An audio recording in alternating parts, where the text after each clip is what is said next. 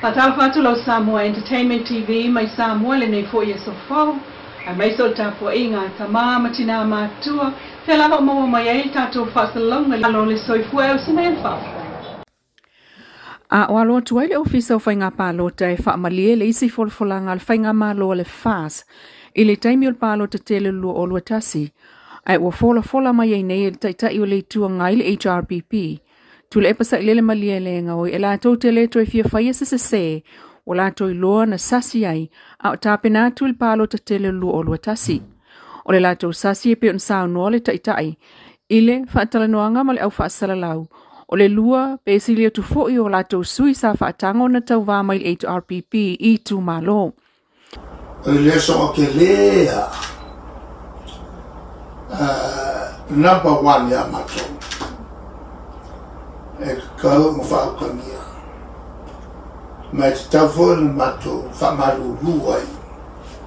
Whamaru lua tuai I tu malo. Leo o topu ale mea sa matu tano tu e tu sanga whenga paro te ave ale sui kasi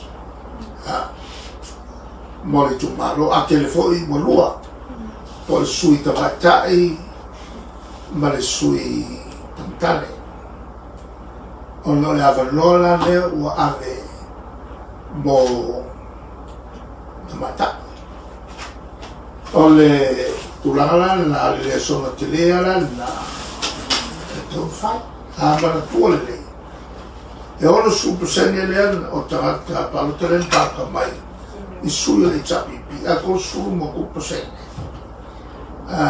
le no palo ka il fast e ta luego to tel ma to sui o ta apple palo o le sui la isi tu maro piccole chi a palo ka o sili Kaluai le torte de mato. E o ngala le whafonfonga mai. O tu malo. Ai mesia lupe fia. Tu ia le mea o mga oar. Tiko mui e whakuse la kou. Sa le le taimi. Aga intasi mai ia tangata e chapipi. Al taimi lale. Ia ule toi whapena. O telefo ina ngalo tarata me kele sa fai le chapipi ale bekelera nga ale son kelera Fatu sa campaign le fas le ana manu malo ai sana ole tasi lava le matai mai le tu malo nalo ia ona tau vai le no foa peita I oisi matai na manuia ma fa apopo ai le numero fai pule le fas O se vaenga na tau wafa atutu atasi, maisi na manu malo mai I le taunu unga o palo talaiti. Peitai o le vaenga o le campaignia le fas, sa silio na langolango ina I tangata anu umai fafo, o le palota mai o Samoa ia tunu umamau le palota tele o le manai. Maamatai le stala o tangata I lunga sota inga tele vavave, I Samoa nei ma tunu ui fafo e pe on whanga solo ai nei, peitai. O le isi vaenga o le tulafono e pe ona pu e ina o ata o tamai mai lima, O le isile na vaenga o le tulafono o lo ofanga solo atu iai, ngā luenga le ofiso fai ngā palota. Ai mole taimi nei, ua te tala vanoa e lista lai tangata I lunga sota inga tele vave mō Samoa I fafo, ma Samoa nei. Peita ili tāpenanga le tua ngai le HRPP mō le palota tele luo o luono, ua amata o na fola mai elona taita ile sunga tuile epa, o le ana o le tasi lava le sui tau vā aloa ia, e tau vai lalo le fua le HRPP e le lua pe silia tu foi. E nisi o talo le sunga mawa I tia fau, o le fio anga o pai e sawa I lea na fai masui o le nuu, e momoli le whaafitai I le asisi ngā le fono whaatono o proklame miliona a le malo le fast. Sau noa mawa I umanu yailo lato nuu, e ala I le ave o le whaamuamua I le whalea onga a whanau. Sau no fo ilta I fono o komiti whaafoe o le miliona a le itu malonga ngai fo maunga lua, le fionga le whaipule fo I sala lilo tuu, Ua wha uma e le ploketi miliona le whalea ong wha ita ia paia, e ala I le silia I le whaasfulu a wheta la, na tu ina tu ia I au fiai le so o ina o le whalea onga, ma le totongi o le ngā luenga. Ai o le tamaitai o loo whaulu ia ile a onga whaataitai ia paia le sunga ruta a leli au wa a Tanielu, na ia toe wha leo mana onga o le a onga o loo tutoi. Mosef sosoani mai le malo, e au fiai le fale ui o le fale ta ele ma se umukuka a wanga o nga o tau mawhawhana wa o nga whaataita ia paia le aina o le toa tolu whaia o nga mtamaiti to sfurvalu. O le asia singa a le fono whaatono le miliona le fas le ang whaang solo ai sa la whai le vai so nei le aso tofias freile ma le asto nai e whaamawina vaenga o mana o mia o na ave iai le whaataua i tu malo ai o le sia kia o atina e wa mai a o na whaatupe. Ua whaitau i tū lai nei talu o na whaamao ni al whaaton sili o le mtanga luenga o le soifua malo loina ai ono Dr. Elek Akiroma le a fiai o Samoa le pipisi o le siamo le dengue fever. O le tau le whai le fiafio le sfreile sfuluiva o aperila lua o lua whana i whaalau loa alo i ai i le whailoa inga ma le au whaasalalau lea wha le tonu wa a fiai le soifua malo loina o le siusi o manga o le tātua tunu. Na ia sau noa o whaamaunia le a fiai o Samoa le piso le dengue fever ina o whaamliaina mafuanga uma wafuai ma moli mawina ia a fianga o tangata.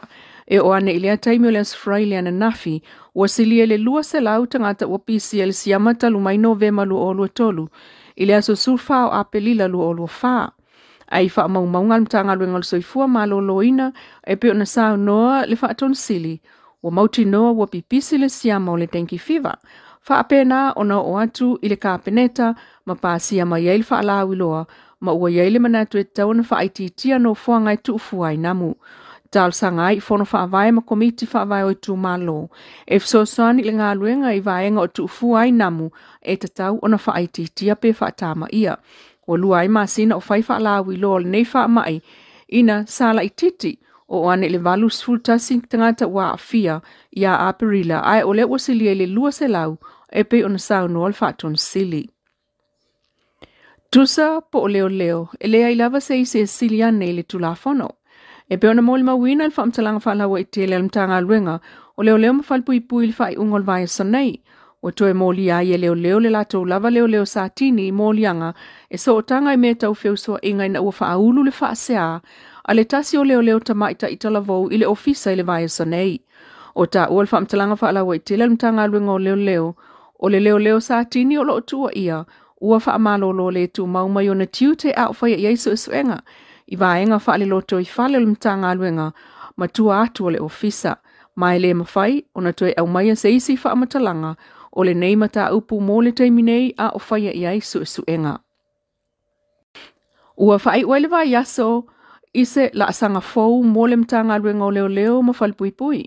Ina e le ngata, ua whai uinai ma le manuia o onga whaapitoa na whaia mō leo leo, mō le polkalame o le CPP po le Close Personal Protection, po leo leo o le avea ma leo leo e pui pui al saonga le mua tai e malanga mai le fono le chakam i le ono masina o lumana inei ai o le o onga mo leo leo e la tau te whaafueina ta avale ma pasika o a onga nei na whaia i le ofisa mo a o onga leo leo i matautu a o whaatalitali ai le mai ane o le la tau whale a onga fōlo o fausia i tafa ingata i no fuanga tuai o le whale pui pui o le tamaita i suikom sina le sunga papali i Mona Lisa tia iketi na sauno alo ia momoli le whaamalo ma le whaamalo si au.